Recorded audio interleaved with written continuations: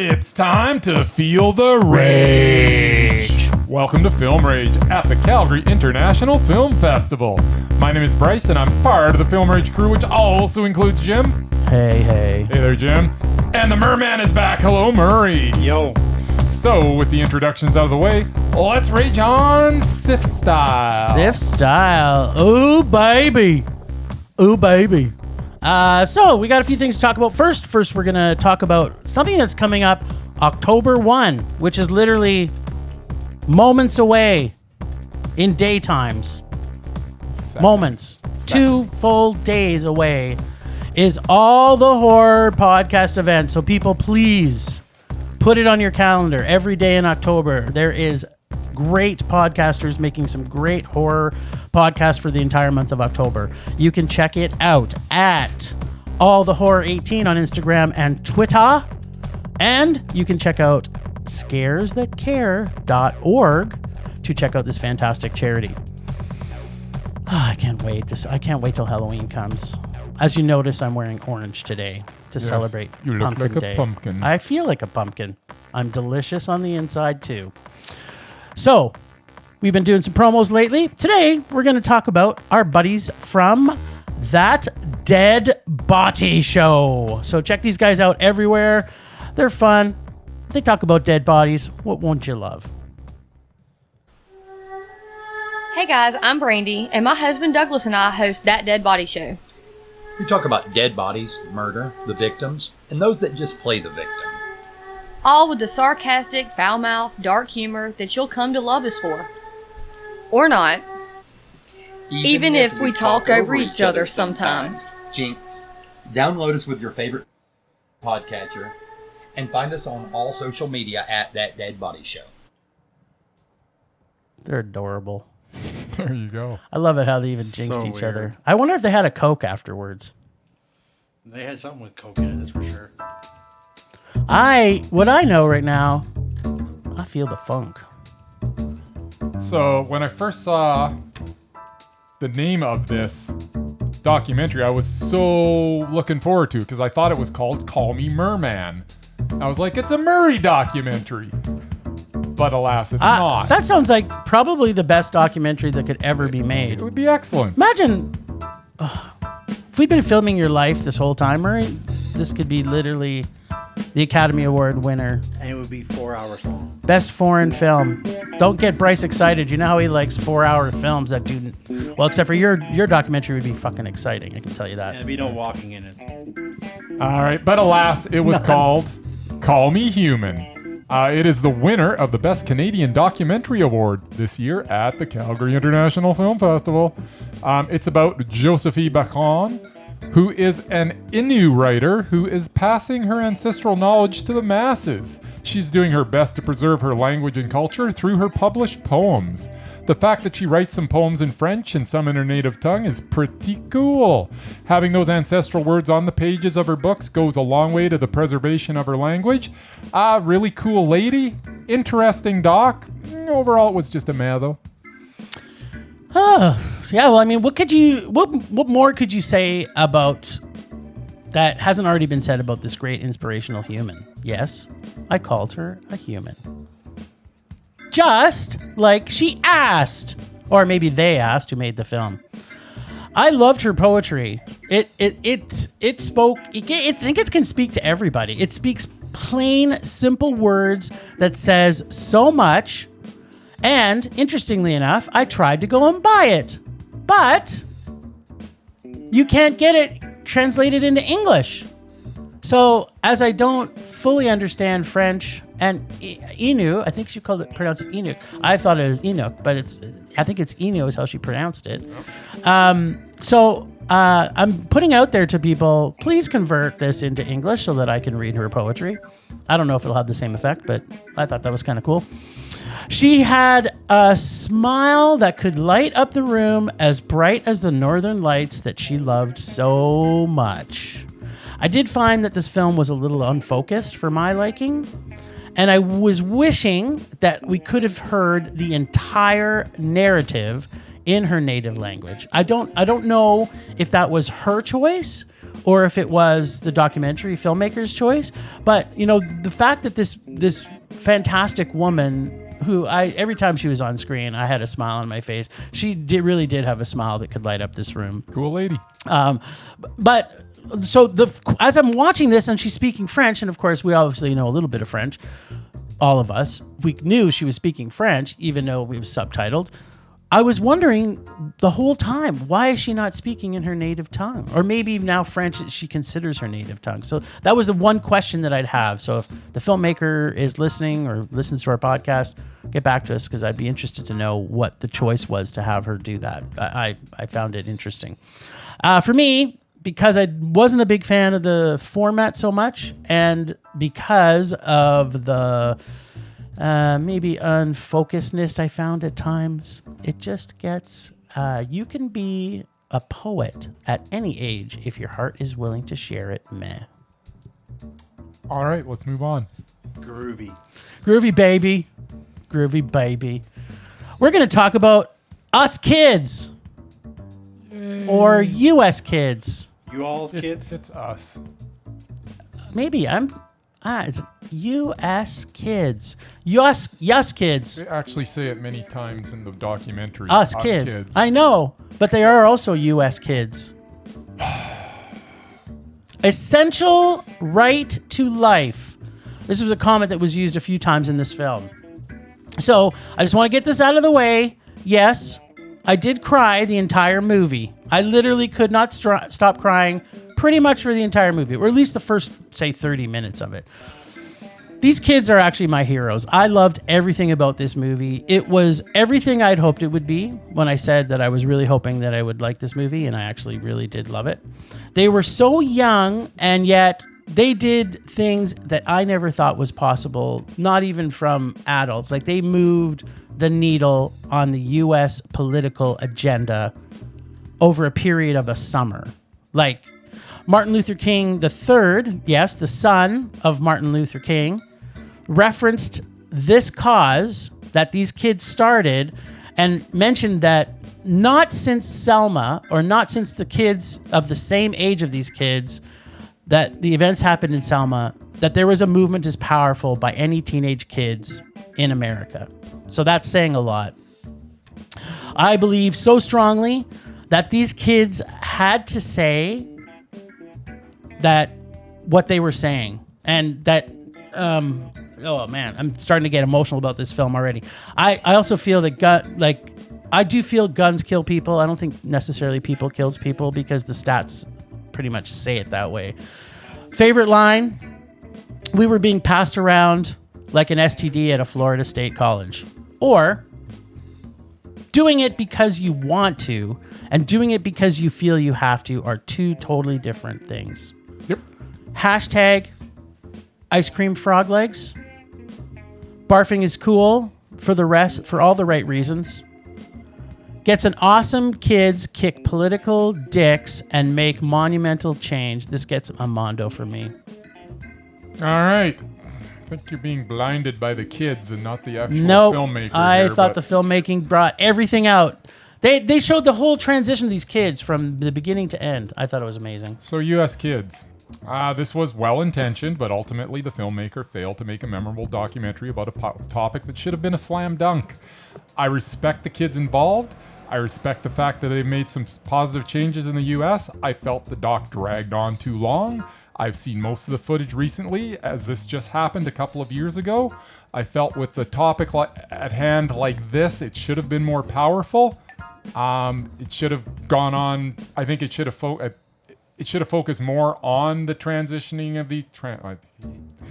of these kids into from where they were to where they are now. I don't know that it touched upon that enough. I totally felt that. It was meh. Well, I've got to say, for someone who likes to watch nothing for lots of times on screen, I didn't find that had that. Maybe there was too much happening for you, and that was just, it couldn't focus your brain on nothing. So that's probably why you didn't like it as much. I don't know what I that think even it means. did an amazing job. See, already I said too many words at once and you're confused again. I literally thought every one of these kids as they took the journey, like you could point out, there's not very many documentaries that had this many kids, and you knew these kids, you knew them super well. And I'm glad I got to know them well. There were 3 or 4 kids that I felt that they should have just focused on, because the rest of them were kind of annoying. There were quite a few that were just, going along for the ride. Yeah, but they didn't really focus on those ones. Yeah, they focused on a couple of them.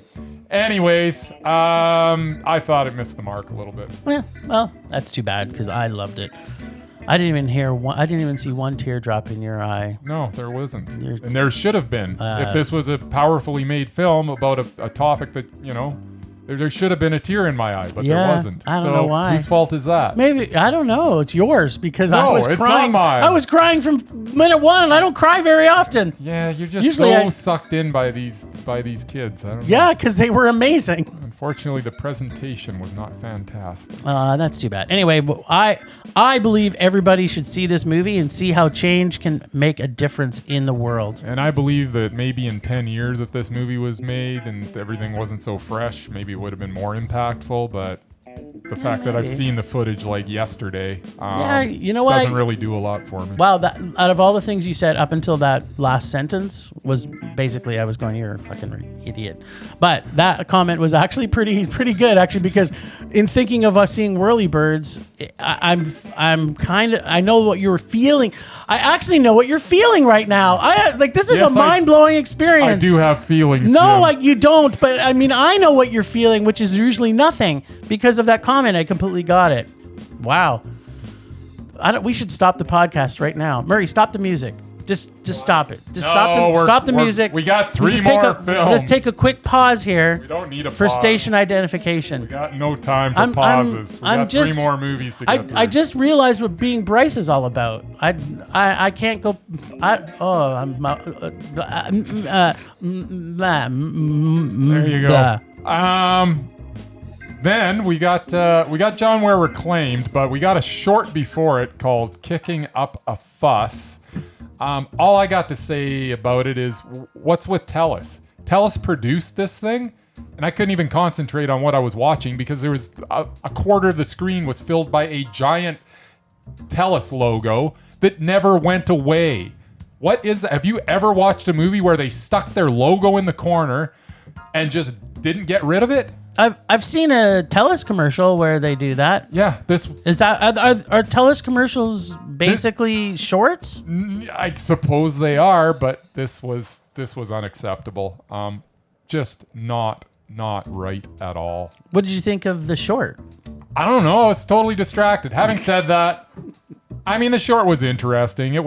But overall, I mean, they didn't even have a picture of the guy, so it was kind of weird. They just brought back a bunch of transcripts from a court case and basically just plastered them on the screen.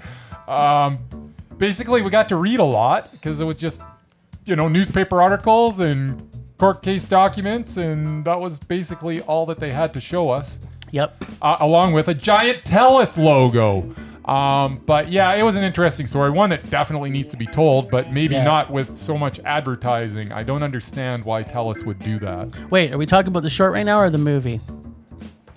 The short. Okay, good. Just so we're clear, we're talking about Kicking Up a Fuss. Yes. The Charles Daniels story. That's it. Right, that's right. So the movie had a bunch of that too, by the way. But yeah, that's a whole other story. So interestingly enough, these movies actually were really well that they placed them one in front of the other. Absolutely. Because the Charles Daniels story, Kicking Up a Fuss, I found the whole idea of what this was a really interesting idea. This is like the first, they talk about our, what's her name on our $10 bill? I'm going to slap myself. I don't remember. Oh no. Oh, how can we all forgot it? It's so terrible. I'm sure Murray's looking it up right now. But Not at all. This is the first guy. It was 1914 before the war started that this guy actually sued like the theater and the guy who was the premier, I think, at the time. Like, it was a really interesting story. But to your point, I didn't like the presentation. I found it like I could have just read the information in maybe online or something. Yeah. Viola Desmond. There we go. I knew it was Viola, but I didn't want to get the last name wrong. John Ware reclaimed. Yeah. He, from his pictures, he looked like a badass motherfucker. Yeah, he did. At least, that's what I thought from looking at it. And the tall tales. Like, I mean, how many people do we even know that have tall tales? Yeah. Like, for someone to have a tall tail, Yeah. like, what was the one he pulled like, what are they called? A plow for like 20 miles? I was like, this guy must have been massive. Like, I was thinking, is this the Paul Bunyan of Alberta? Yes. Or Johnny Appleseed? Or he's literally John Ware of Alberta. He takes a good picture. I thought his family was pretty good looking people. The whole doc had some amazing pictures. Actually, the doc itself, the full doc, John Ware reclaimed, had some amazing pictures. It wasn't my favorite format for a documentary. I thought it was very cool to hear about this inspirational Black figure in Alberta history, but I had some problems with. There was a lot about the actual lady who was doing the research on it, and I found not enough about him. Mm-hmm. So I kind of after seeing this, I kind of wish that they'd create a podcast and I could just listen to her talk, because she had a pretty nice voice, but I couldn't give it much more than a meh. I didn't love the doc. I loved the man, but not the doc. Long and short, there wasn't enough here for a feature-length documentary. Learning about John Ware was interesting, but there were like 4 or 5 songs sprinkled throughout this. 5? I think there was 7. Was there 7? Yes. Which just sort of stalled the story that was being told. It was just filler.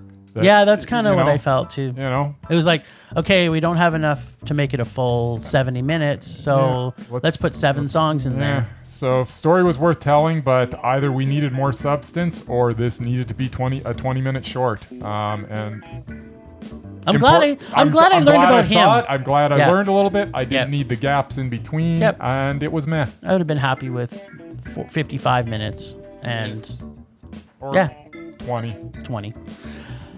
Babenco. Yeah. Tell me when I die.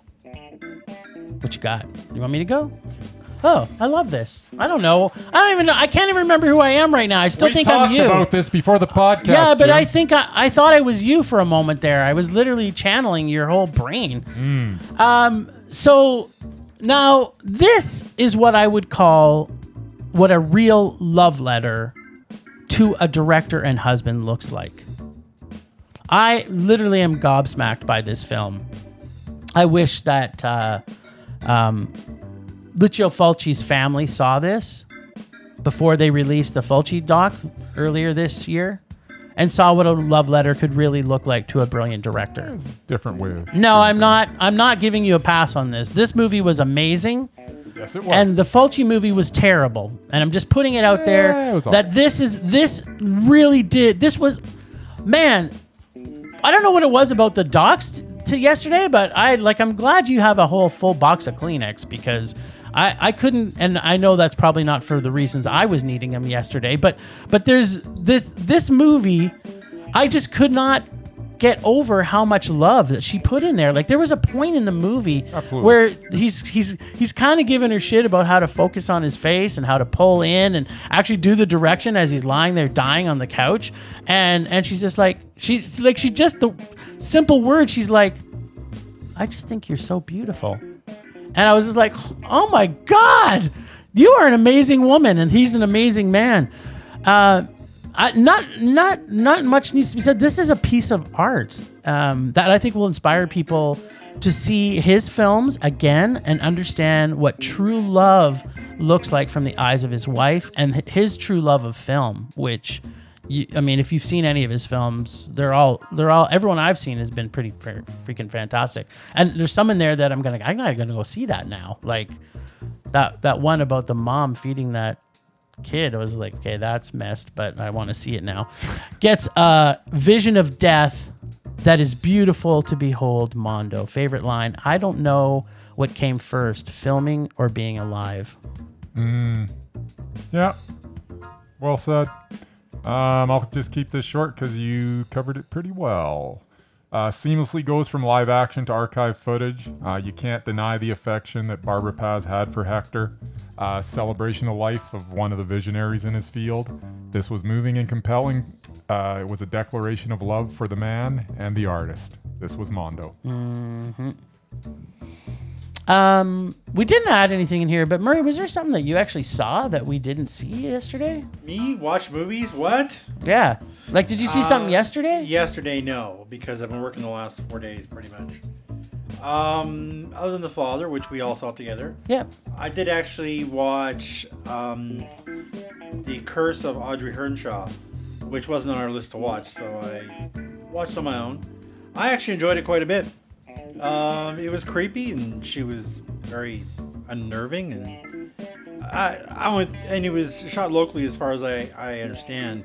It was set in 1973 Ireland. What I didn't get was there was no freaking cars. Like the entire movie, they're all doing horse and buggy everywhere. It was like 1973. It was like The Village, and I'm like, what the hell's going on? Finally, at the end of the movie, I actually saw a pickup truck. But the whole movie seemed like it was set in like the 1500s. Like it was supposed to be 1973 according to the synopsis, but it looks like it was set in the 1500s. Or maybe it was The Village. Having said that, it was very creepy. Yeah, there was witches and they're casting evil spells and there's blood and gore and it was. Maybe we will have to pick this up and watch it. It was actually quite entertaining. I liked it. Oh, good. Even though What'd you give it? Is it a Mondo? No, I would give it a high meh. Okay, cool. But yeah, I saw that one, and of course I saw the Jimmy Carter documentary on the first day. Okay, what'd you think of that? I really enjoyed it, but then again, I'm definitely more. You're a Jimmy Carter fan? I I'm a also left saw wing. that one. I'm a left wing person. Oh, okay. And it was nice to see the way an American president used to be. When they used to actually give it two craps about their people and actually try to help. Like after Carter lost his re-election campaign to Ronald Reagan of all people, an actor, he's spending the rest of his life helping people. Yeah. He started off in Africa trying to get everyone their vaccines and trying to get rid of this bug, which apparently was worse than polio. And then he went into Habitat for Humanity, and that's like his thing. And I'm like, he's done more in his life for people than probably the last 4 presidents combined. Yeah, wow. Jimmy Carter was a cool dude. I mean, and yeah, he seemed to have a lot of famous rock star friends. I mean, his 2 best friends. Well, he was a musician too, right? Sort of. He wasn't like he was renowned for it. I mean, Bill Clinton. He wasn't Bill Clinton. Clinton played the sax, but his 2 best friends were Willie Nelson and what's his name, Bob Dylan. So you're basically saying he smoked a shitload of pot. No, he did not. Apparently, his sons did though. Okay. They admitted that in the White House when Dylan showed up, they did smoke a little marijuana. But no, it was very entertaining. I mean, yeah, it was nice to get a look at him. And as Bryce said, it was a puff piece. But I mean, I enjoy a puff piece now and then. It was a puff piece, but that's okay when you've got a subject that's as likable as Jimmy Carter. I got no problem with that. Yeah. The one cool thing that I took out of this documentary is the one part where Greg, was it Greg Allman? One of the Allman brothers, anyways. Yeah, I think it was Greg. Yeah, he was what was he, arrested, and he was going to be charged, and yeah, he had some drug problems, and they were. And Jimmy Carter, your typical politician, what's he going to do? He's going to distance himself away, but Jimmy Carter basically took him under his wing. Yeah. During this whole process, and it just says a lot about Jimmy Carter that he doesn't shy away from doing what's right for his fellow man. Exactly. Cool. Yeah, he does what he thinks is right, no matter what people think about it. I have lots of things I want to say about that, but Yes, because I didn't see the know. doc, I'm not going to. But apparently he did it for his friends, but did he do that for other people too? I'm just questioning because I didn't see the doc. I would say that overall, I think he did. Okay, so I don't know if I would agree with you based on what I know about history. I know. So I know what you're talking about. Yeah. So thanks for sharing what you thought there. So would you have given that a meh or Mondo? It was a meh. And you, Mer? Was Jimmy Carter? Yeah, it was a mild Mondo. But, Oh, okay. So we got a Mondo there, Eddie Mer. and Awesome. and some good music, like music that I grew up It with. did have some good music. Yeah, it sounds like the artists that are in there. You can't Country go and wrong, rock, right? both. Cool. And like Garth Brooks is like one of his best friends now. Is he still alive? I know I asked this because I Yeah. assume maybe he is. As far as I know, he's still doing things at 80, whatever. Just checking.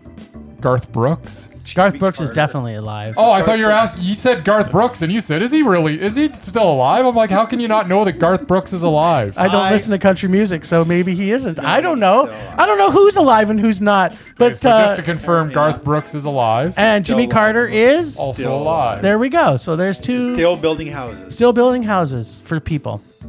Cool. Well, hey, thanks, Mur.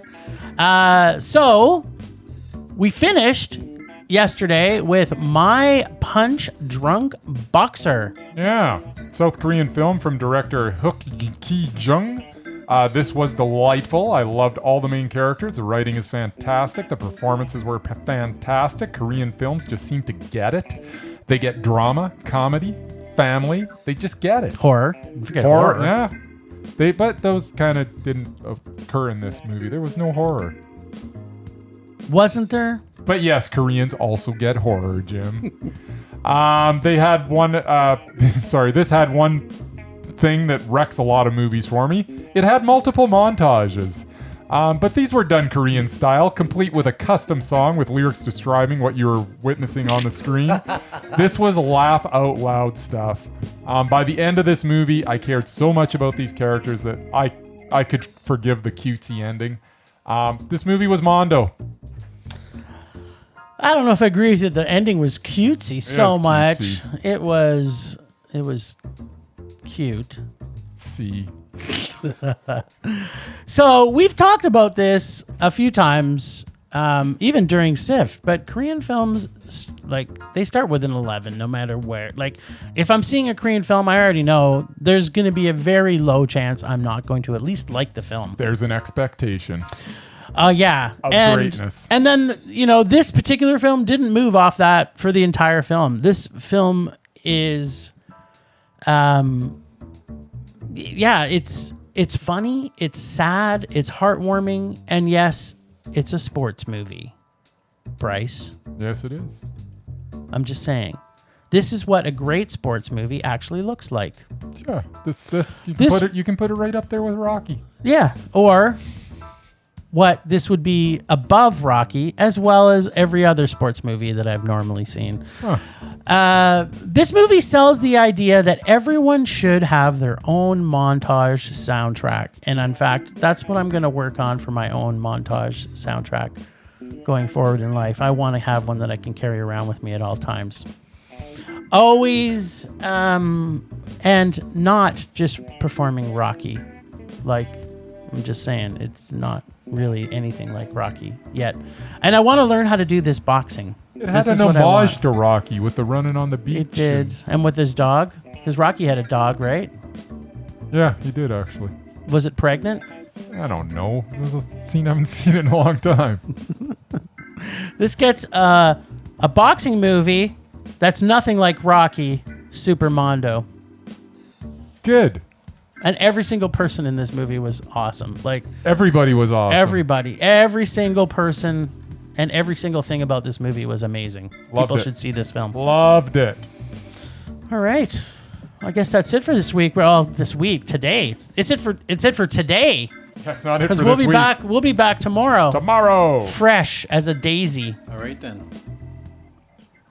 Well, thanks, Ragers, for listening. Thanks to Extended Film Rage crew of Leonard Conlon for his artistic vision and photography via Leonard Conlon Photography. Listen to us on Podbean, Apple Podcasts, Google Play, TuneIn, Stitcher, iHeartRadio, Bramble, and Spotify. Follow us on Facebook, Instagram, Twitter, YouTube. Check out our website at filmrageyyc.com. We are always wanting your feedback to make this a raging blast for all listeners. So please, why don't you just make some effort and make us rage? Before I'm going to sign off, I'm going to tell everybody, because we didn't mention it today, check out ciffcalgary.ca. CIFF, C-I-F-F, Calgary.ca, and get into this fantastic festival. That's it for today. Rage on! Rage on.